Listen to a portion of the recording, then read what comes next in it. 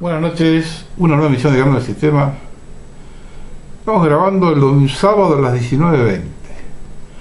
Recuerden que con los comentarios están los links del programa Gama del Sistema 492, Pandemia de Mentiras, subido de Chuti, Libre y Rumble. Se los recomiendo. Yo nunca recomiendo, se los recomiendo. Y El Tercer Ojo, editorial de fin de año, segunda parte de la era de Acuario. También recuerden que los textos lo encuentran en Reconquista tv.blogspot.com y una vez así contenidos programas. Recién me pasaron esto a un rato, son las 19:20, me lo pasaron 18:30 directamente de exterior, que un gran despelote hay en Estados Unidos entre la FDA y la FAA, la Aviación Civil Americana.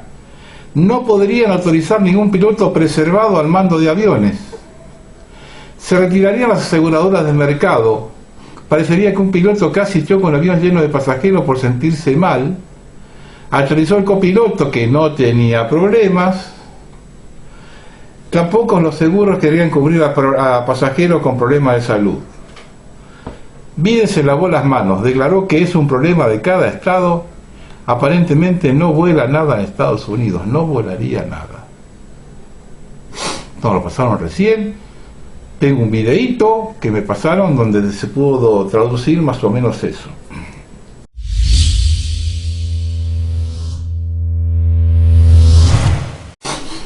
A no colaborar con el régimen. Les voy a pedir un favor. Cuando detecten un error en el programa, háganmelo saber por correo, no en el foro. Si quieren tener una respuesta mía, si lo que buscan es otra cosa, sigan como hasta ahora. Yo tengo mi estrategia y voy haciendo los programas en función de esa estrategia. Varias veces comenté que si vamos a andar entre lobos, hay que aullar como ellos. Enfrente tenemos el sistema de medios más corrupto de la historia y pretenden enfrentarlo con la Madre Teresa como estandarte. Como siempre hay algunos que quieren haber descubierto la pólvora y se ofenden, como ese señor que me dijo de ser de Rosario y que lo agredí. Quienes me conocen hace mucho tiempo saben mi afinidad con esa ciudad, afinidad que viene desde mi infancia en Córdoba, rodeada por rosarinos. Debe ser la ciudad que más visité y que conozco muy bien. Pero antes de ofenderse, nos tienen que explicar en el quilombo que han metido al país. Los 4 gobernadores que facilitaron el ingreso de la droga para convertirla en lo que es hoy, salieron de Rosario. 3 fueron intendentes y el 4 jefe de gabinete. Volviendo al tema central, algunos entienden la movida, en especial con los que nos conocemos personalmente. Esta es una guerra, estamos inmersa en ella, y en una guerra se va con una estrategia. Si no lo entienden así, preparados para hacer la vanguardia.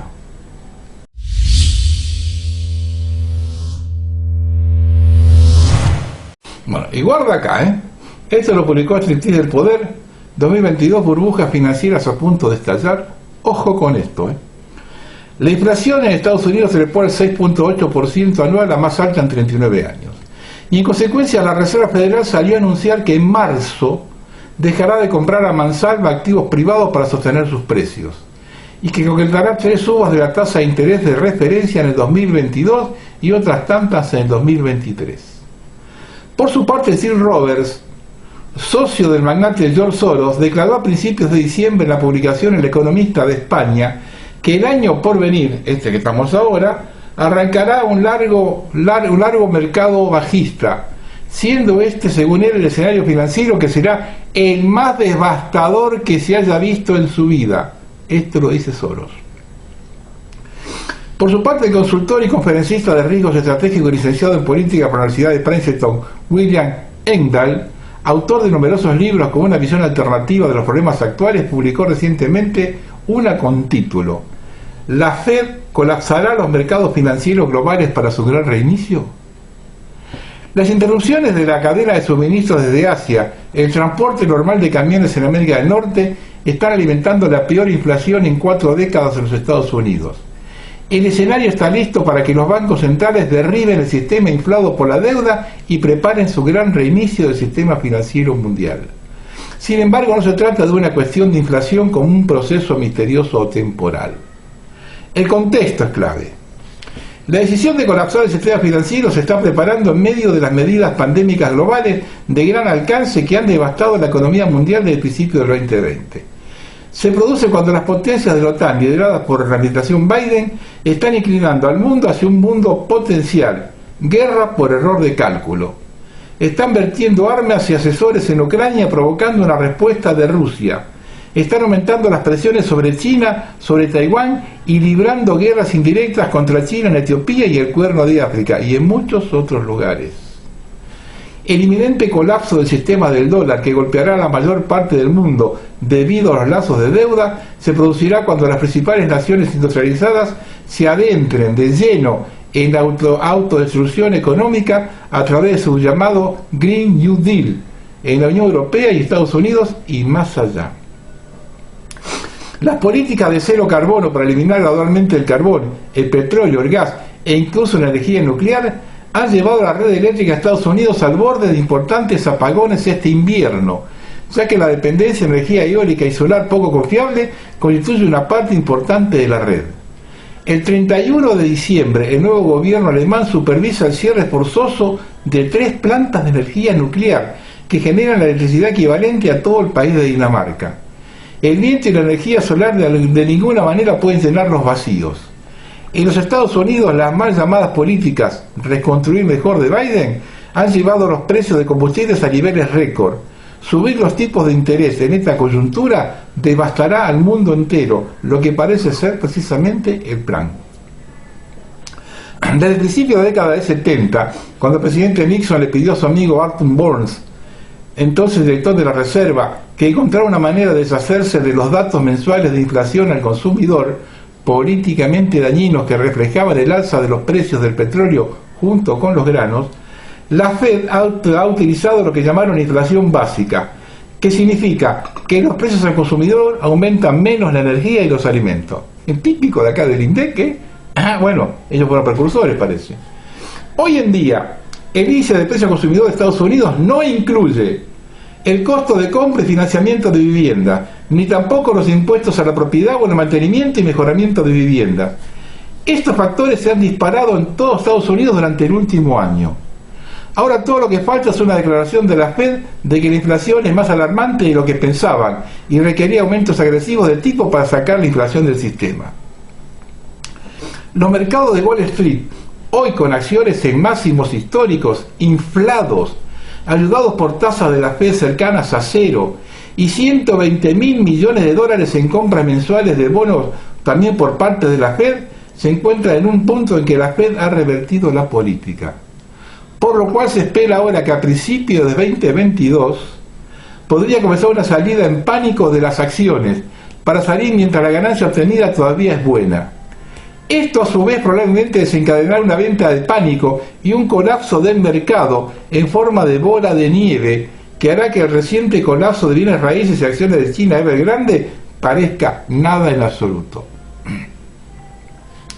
Desde la crisis financiera mundial de septiembre de 2008, la Reserva Federal y otros importantes bancos centrales han perseguido tipos de interés cero sin precedentes y a menudo compras de bonos mediante flexibilización cuantitativa para rescatar a las principales instituciones financieras y los bancos de Wall Street y la Unión Europea.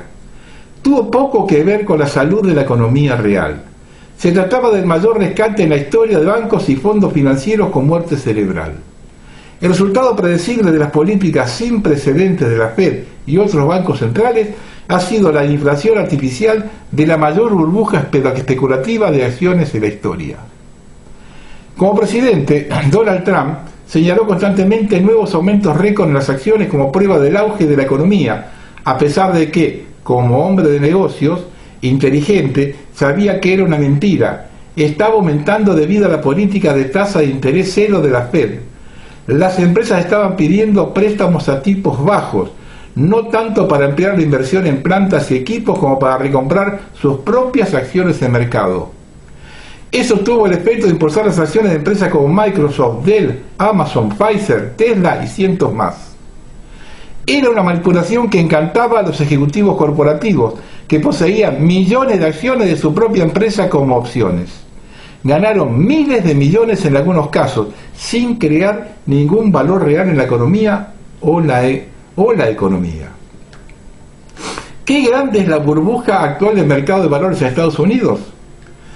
En octubre de 2008, después de la crisis de Lehman, las acciones estadounidenses cotizaban en una capitalización total de 13 billones de dólares. Hoy es más de 50 billones, un aumento de casi el 400% y más del doble del PBI total de Estados Unidos. Sin embargo, con la escasez masiva de mano de obra, los bloqueos en todo Estados Unidos y las enormes interrupciones en la cadena de suministros comerciales, especialmente de China, la economía se está hundiendo y el falso proyecto de ley de infraestructura de Biden hará poco para reconstruir la infraestructura económica vital de carreteras, presas, plantas de tratamiento de agua y redes eléctricas. Para millones de estadounidenses, después del colapso de la vivienda en 2008, la compra de acciones ha sido su mejor esperanza de ingresos para la jubilación. La Fed está preparando una caída de acciones en 2022, solo que esta vez se utilizará para marcar el comienzo de una gran depresión real, peor que la década del 30, cuando decenas de millones de estadounidenses comunes vieron desaparecidos sus ahorros de toda su vida. Durante los últimos cuatro trimestres, las empresas recompraron 742 mil millones de sus propias acciones. El cuarto trimestre del 2021 probablemente se verá un aumento récord en ese número, a medida que las empresas se apresuran a bombear sus acciones antes del impuesto adelantado por Biden sobre la recompra de acciones corporativas. Desde el principio del 2012, las empresas han recomprado casi 6 billones de sus propias acciones. Esta no es una espuma pequeña. La dinámica es tan loca que en medio de la decisión de Microsoft el mes pasado de recomprar cada vez más acciones, su director ejecutivo se deshizo de más del 50% de sus acciones de Microsoft en un día. Pero las acciones apenas se movieron porque la propia Microsoft está ocupada recomprando acciones. Eso indica el nivel de irrealidad en el mercado norteamericano actual. Los de adentro saben que está a punto de colapsar. Elon Musk de Tesla acaba de vender 10.000 millones de sus acciones, supuestamente para pagar impuestos, haciendo que el mercado de valores sea aún más vulnerable a una ola de pánico, una vez que esté claro que la Reserva Federal aumentará las tasas de interés. Hay casi 1 billón en deuda de margen a partir de los datos de octubre. Deuda para quienes compran acciones con dinero prestado por parte de sus corredores de bolsa.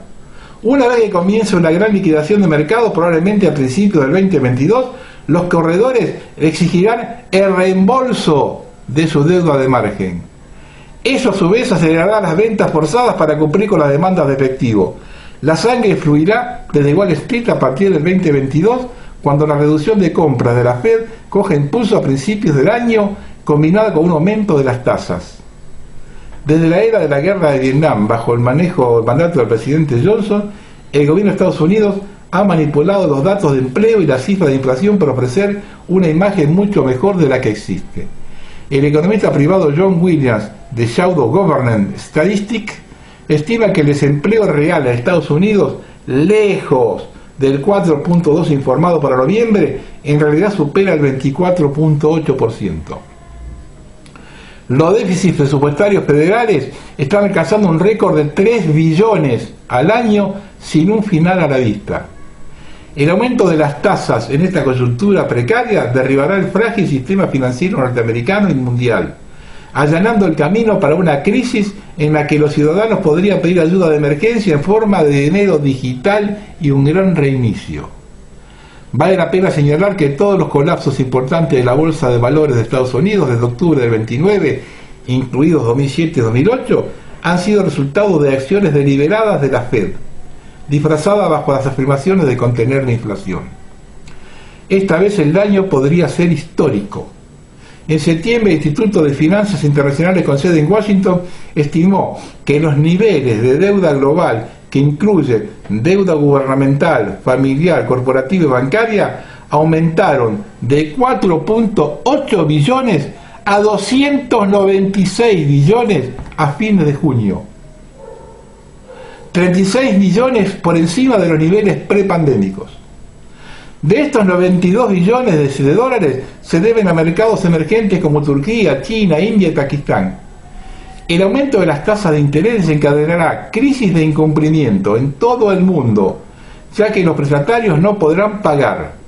Esto ha sido creado deliberadamente por los bancos centrales liderados por la Fed desde su crisis de 2008 al llevar las tasas de interés a cero o incluso negativas.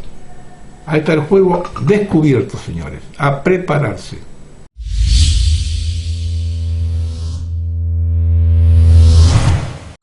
Avanza la secesión argentina, ¿no? Esto obligó contra la Info. Vamos a hablar de lo acontecido en el Bolsón, desde la óptica de lo que se publica en el exterior.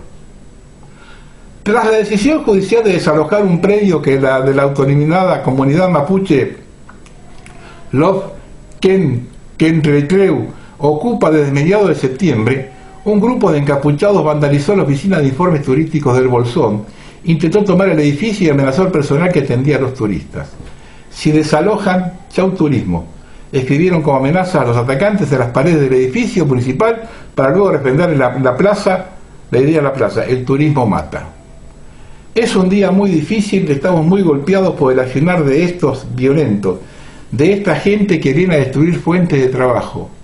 Hay gente que parece tomárselo como un chiste y viene a romper la oficina de turismo. Se burlan de toda una comunidad que hace muchos años decidió vivir del turismo, dijo el secretario de Turismo del Bolsón, Bruno Skiergel. Son cobardes, un grupo de cobardes que no tiene agallas para ir y plantarse en la justicia. Saben que acá hay un grupo de personas pacíficas a las que pueden someter y retener, como los retuvieron hoy privándole la libertad. Tampoco tienen el coraje de andar a cara destapada. El 18 de septiembre los encapuchados ingresaron a un campo ubicado en el paraje Cuesta del Ternero, a unos 15 kilómetros del Bolsón, en el marco de una supuesta recuperación de tierras ancestrales.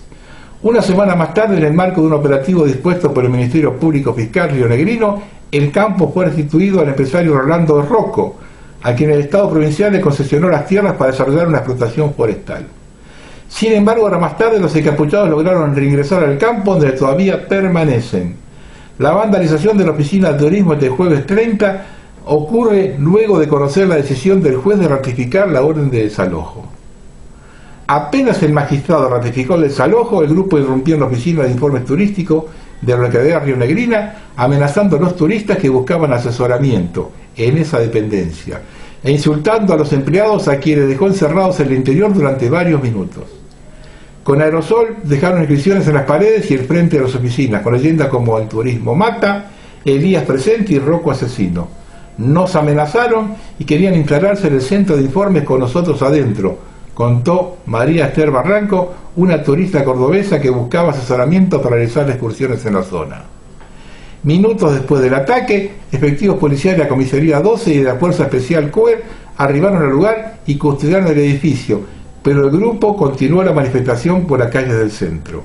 La directora de turismo de la localidad explicó que el grupo ingresó a las oficinas de manera violenta.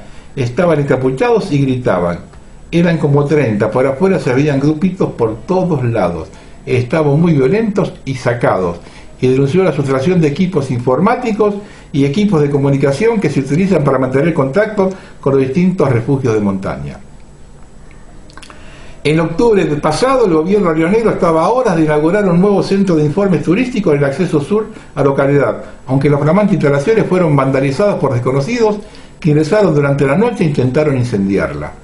Al poco tiempo, la sede del Club Andino Pilsicón fue destruida por un incendio intencional, tras el cual aparecieron inscripciones en las que las ocupaciones mapuches se adjudicaron el ataque. Atacar el turismo en la Patagonia tiene objetivos políticos muy claros.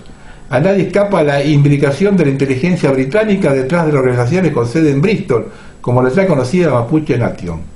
La Patagonia Argentina se trata de una región geopolítica estratégica, apetecida por potencias mundiales, tanto por su proyección sobre la Antártida como por su propio valor en recursos naturales. Una región con una densidad de población bajísima, 2 personas por kilómetro cuadrado, con pueblos que viven en buena parte del turismo. Atacar el turismo es quitarle a la Patagonia una de las principales fuentes de sustentación para la población que allí vive. Localidades de pocos habitantes, pero dispuestos a defender la soberanía nacional de la Argentina sobre dicho territorio. Este artículo de Contrainfo fue levantado en un sitio importante de discusión mundial. Ese sitio lo levantó. Esa es la visión que por lo menos hay un sector de la población que está llevando. Lo que no dicen es que a los que estaban, que al final terminaron sacándolos, porque hay zona liberada de la policía y la gendarmería, y los terminó sacando a la gente. Fue gente que fueron con unas máquinas medias topadoras, no sé de qué, y los sacaron a los pseudo mapuches, porque estos no son mapuches, son pseudo mapuches, son terroristas. Estos de mapuche no tienen nada. Lo sacó la gente. El gobierno se está lavando las manos en un problema serio, ya es cómplice. Hacer lo que está haciendo el gobierno en ese tema es complicidad.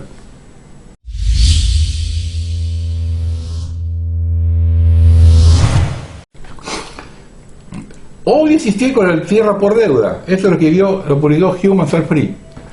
En octubre, el periodista Whitney Webb informó sobre uno de los planes lanzados por un nuevo grupo llamado Intrinsic Exchange Group, IEG, que promete salvarnos de esta catástrofe climática de una vez por todas. Según el IEG, con la ayuda de corporaciones multinacionales, multimillonarios y otros inversores de la ONU, y el IG rescatarán al planeta de un exterminio seguro. El primer paso es encontrar una manera de comprar, poseer y monetizar la tierra que necesitamos conservar. En septiembre, la Bolsa de Valores anunció que había desarrollado una nueva clase de activos y un vehículo de cotización destinado a preservar y restaurar los activos naturales que en última instancia subyacen a la capacidad de que haya vida en la Tierra.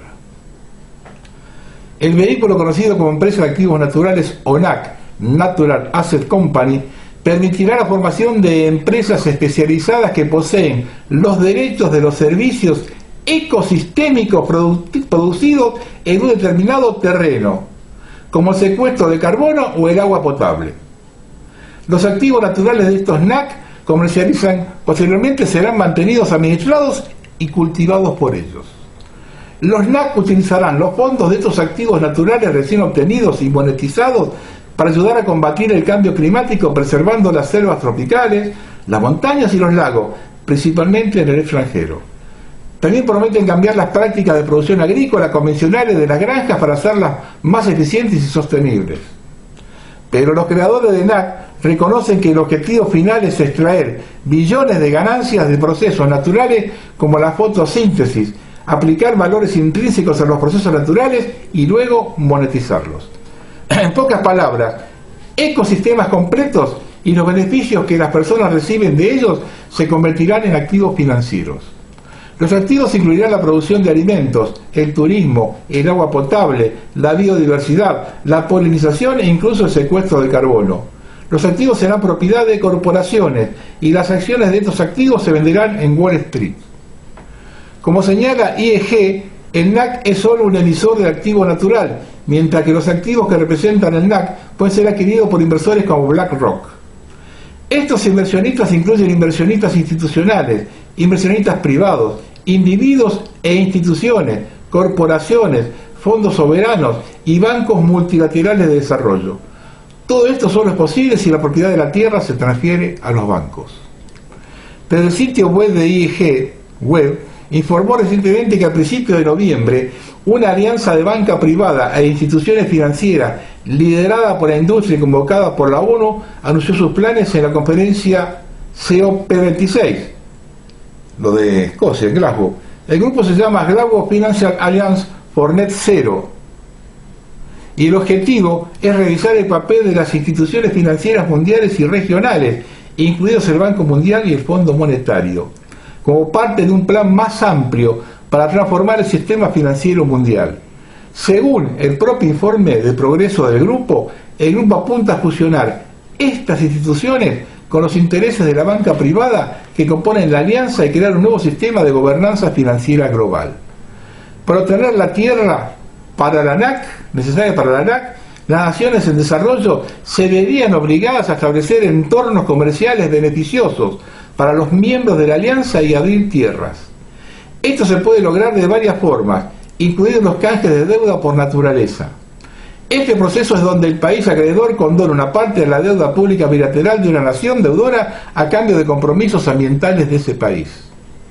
En la cumbre de líderes climáticos en abril del 2021, convocada por Estados Unidos y a la que asistieron los responsables políticos mundiales, Argentina aludió a otros de esos intercambios. El presidente Alberto Fernández presionó por un acuerdo con sus países acreedores para reducir parte de la deuda externa a cambio de mayores compromisos ambientales y climáticos.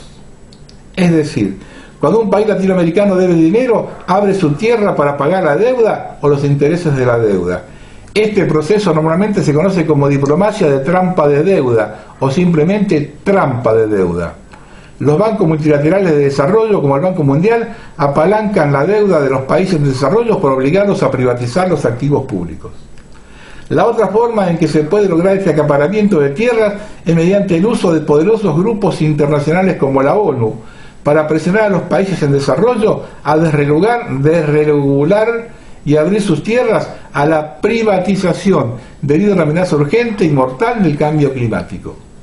Mientras que el mundo se centra en Rusia, según se informa, planeando una ofensiva militar contra Ucrania, y China aparentemente ensayando un ataque a Taiwán, la élite bancaria supranacional está invadiendo silenciosamente Estados Unidos y países de todo el mundo para saquear sus recursos.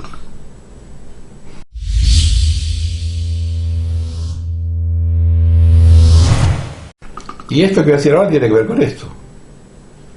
El 30 de noviembre, Klaus Schwab anunciaba que la próxima parada era en la Antártida.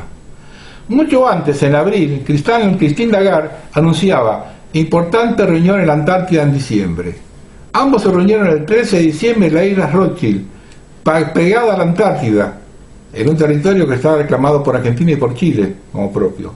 Finalmente, fueron 2 viajes que partieron de Sudáfrica. El Times de Londres publica la noticia que es otro motivo más para acelerar la reducción de gases de efecto invernadero.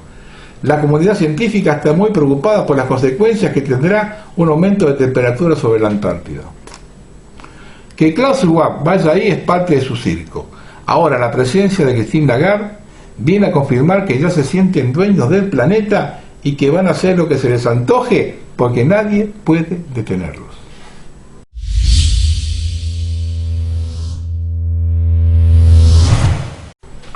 Eso lo escribió Victorio Villarroel, la casta política argentina. Esta semana la casta te volvió a traicionar. A vos.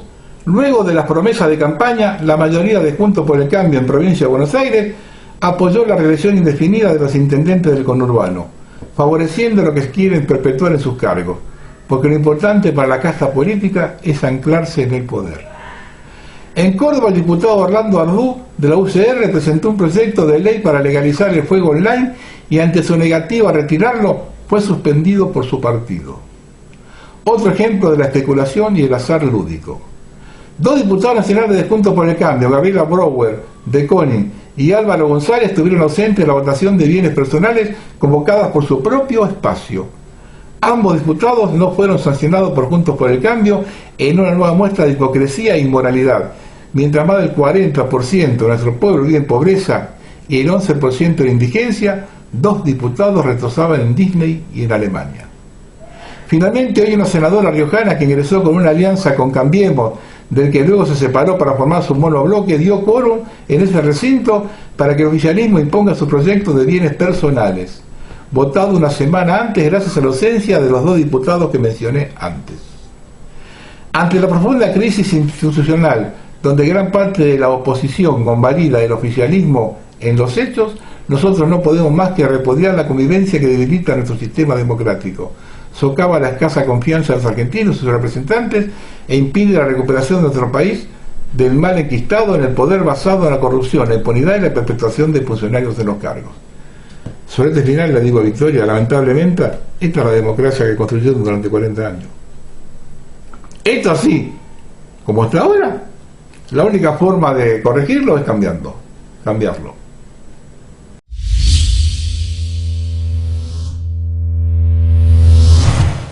Ahora sí, a cruzar los dedos, Esto es ubicó Tyler Durden. 2 represas colapsaron en el estado de Bahía, en el noreste de Brasil, durante el fin de semana, después de semanas de fuertes lluvias. El sábado por la noche colapsó la represa de Iguá, en el río Berruga, cerca de Vitória da Conquista, en el sur de Bahía. La segunda represa se rompió unas 100 millas al norte del domingo por la mañana. Las inundaciones han afectado a 40 ciudades de Bahía, dijo el gobernador, y al menos 35.000 personas habían sido desplazadas de sus hogares. Hasta el domingo las autoridades declararon estado de emergencia en 72 ciudades. La presa en foco es la de Iguá, ubicada cerca de la ciudad de Victoria, la Conquista del sur de Bahía. Según los informes, se derrumbó el sábado por la noche y provocó la inundación de ciudades, incluida Itambé. Los funcionarios de la ciudad pidieron que la gente que evacuara de inmediato. Otras ciudades de Bahía monitorean el interior de la situación, ya que más lluvias intensas significan que otras represas del estado podrían estar en riesgo de colapsar. Y cuando hablo de cruzar los dedos, si bien estas represas no nos tocan directamente, no podemos menos que preocuparnos por las 70 que construyó Brasil en la cuenca del Paraná. Y si son fáciles de colapsar, a comenzar a rezar, señores.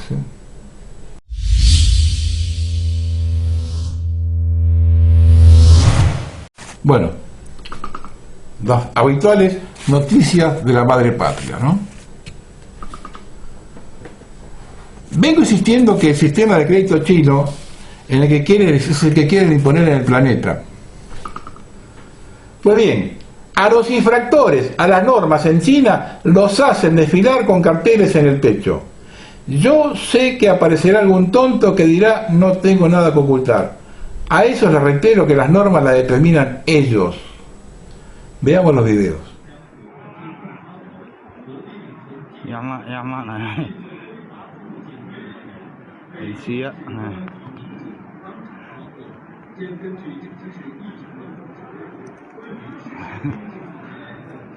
Thấy miệng nè.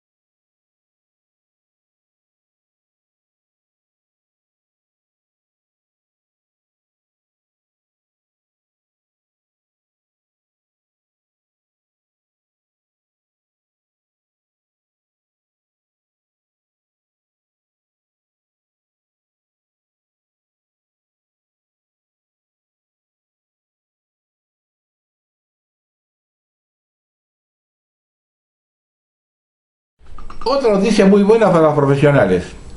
Un equipo de investigadores chinos ha construido una máquina fiscal que utiliza inteligencia artificial para formular cargos criminales con un 97% de precisión, después de recibir una descripción verbal de los eventos.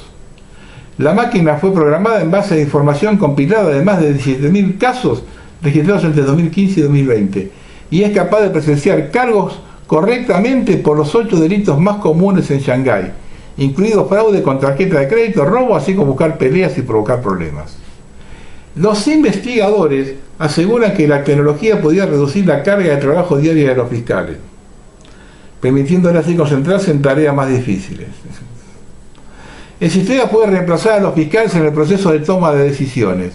El sistema que identifica y presenta cargos contra un sospechoso basándose en 1000 rasgos obtenidos del texto de descripción del caso puede ejecutarse incluso en una computadora de escritorio. El texto que analiza la máquina puede ser demasiado pequeño o abstracto para que tenga sentido para la gente. El creador y su equipo puntualizaron que esta tecnología pronto podría obtener actualizaciones, volviéndose suficientemente potente como para reconocer delitos menos comunes y presentar múltiples cargos contra un sospechoso. Sin embargo, los investigadores también admiten que todas las herramientas de inteligencia artificial existentes son limitadas, ya que no participan en el proceso de toma de decisiones para presentar cargos y sugerir sentencias. Por ahora. Un fiscal anónimo declaró que aunque la precisión del 97% puede ser alta desde un punto de vista tecnológico, siempre habrá la posibilidad de error. Esto explica que mucha gente se muestre reacia a permitir que la inteligencia artificial aumente su presencia en la toma de decisiones. ¿Quién asumirá la responsabilidad cuando sucede un error? ¿El fiscal, la máquina o el diseñador de algoritmo? Se pregunta el fiscal. Esto lo publicó Prisionero en Argentina. Yo hace rato que vengo diciendo, con los avances tecnológicos, acá se justifica al sistema la reducción de gente en el planeta si cada vez hay menos trabajo.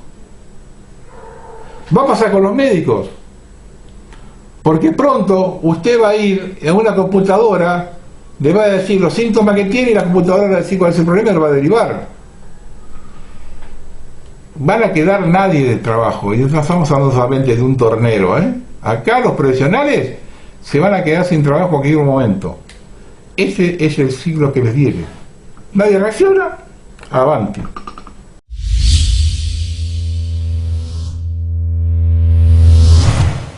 Un apunte al tema mapuche que me hace un oyente. Hace 3 años aproximadamente que en la ciudad de Necochea está surgiendo un pequeño movimiento indígena tipo mapuche, Necochea. Incluso se adjudican tierras que no les pertenecen y han hecho actos de peregrinación por ciertos sectores de la ciudad e incluso piden y recomiendan cierto proteccionismo ambiental, en especial en determinado sector. Por otra parte, en España, especialmente en la zona del País Vasco, hay varios grupos de artistas y músicos que están con la política de los mapuches y su bandera, en España, el País Vasco, lo que significa hasta dónde ha llegado el expansionismo indígena. Yo esto vengo diciendo hace 9 años ya. Es un problema muy serio, nadie lo toma en serio en Argentina.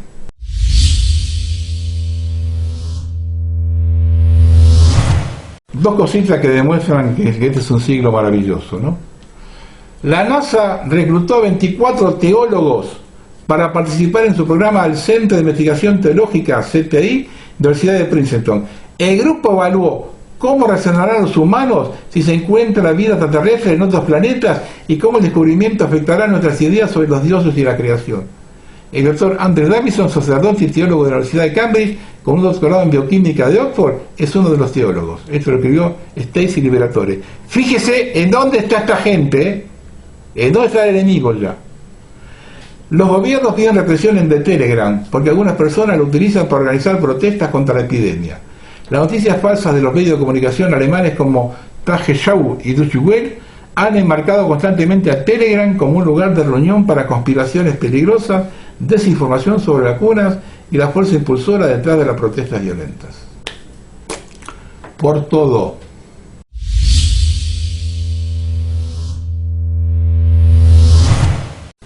Vamos a terminar. Conversando con amigos, cada día sorprendemos más observando cómo el 90% de los argentinos no le importa nada de nada. Y no estoy hablando del tema COVID o vacuna, sino de lo que acontece con nuestros gobernantes. Y si relacionamos que ese 90% es el voto de los 2 partidos mayoritarios, llegamos a la conclusión que la Argentina está para el cachetazo más terrible, venga tanto de afuera como de adentro. Veamos en el plano doméstico. El 70% de la población tiene problemas económicos que van desde no llegar a fin de mes hasta no cubrir la alimentación, pasando por el endeudamiento excesivo o interminables jornadas laborales en una economía con 50% en negro. Y nadie reclama nada por esto. Los que tenemos tantos años y comparamos como estábamos en 1983 con 2021, no podemos creer que se haya entrado en semejante decadencia sin reacción popular. Quizá la única fue votar alternativamente a los responsables de esa decadencia. Ni siquiera sale a relucir el mínimo sentimiento de rencor o envidia ante una casta dirigente con todos los privilegios y que viaja por todo el mundo mientras miles se hacinan de calor en las calles para tener un pase que les permita viajar a Mar del Plata. Es decir, ya ni siquiera tienen el mínimo sentido de rebeldía. Y los que gobiernan se están frotando las manos. Con lo que aconteció en la legislatura bonaerense acerca de la reelección de los intendentes en el Frente de Todos, comprobó que lo que se denomina oposición es en realidad una vertiente de ellos mismos. Como digo yo, la única diferencia es el color del guante. Por otro lado, y para su regocijo, esa pseudo-oposición es una bolsa de gatos como pocas veces se ha visto. Y no son pocos los que le reclaman a Macri asumir el protagonismo. Es decir, es como si le dijesen al Capone que se haga cargo de los intocables. En cualquiera de los 195 países restantes del planeta, Mauricio Macri hubiera oscilado entre la horca y la prisión perpetua por haber entregado el oro a Londres. Y Cristina Fernández entre la cárcel de Seiza y un pelotón de fusilamiento por haber entregado 600 hectáreas de nuestro territorio a China. Bueno, eso es lo que vota el 90% de los argentinos. Entonces, para el régimen global, la Argentina se ha convertido en un ratón con el que juegan todos los gatos del planeta. Y observen cómo juegan con nosotros. Hace 18 años Esquel, en un plebiscito, rechazó la minería con el 82% de los votos. ¿Qué hizo el régimen entonces, con la complicidad de los gobernantes? Sumir la provincia en la inestabilidad y endeudada, para que ahora sea la única salida a la minería.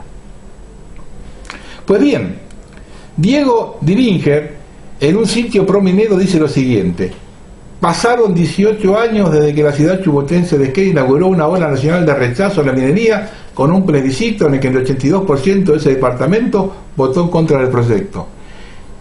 El proyecto del desquite de la minera canadiense Meridian Gold, una mina de oro que podría haber sido una mina de oro para la provincia de Chubut y sus ciudadanos.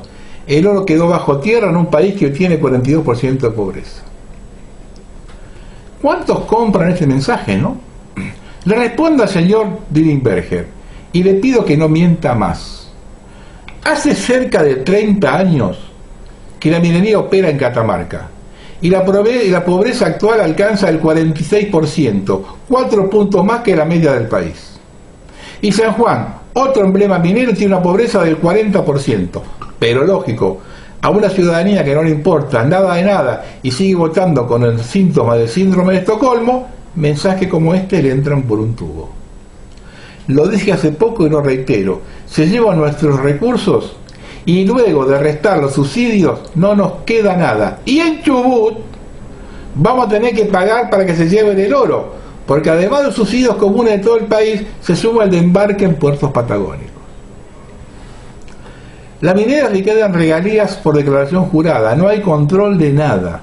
En Catamarca, por ejemplo, un caño, de que pasé videos en su momento, lleva toda la montaña molida hacia Tucumán, donde es cargada en un tren que se dirige a Rosario, donde desembarca. Liquida regalías de oro por declaración jurada. En Europa esa tierra es analizada y tiene minerales más caros que el oro, como las tierras raras, por ejemplo. Ese es el gran negocio minero que va a llevar a Chubut a ser como Dubái.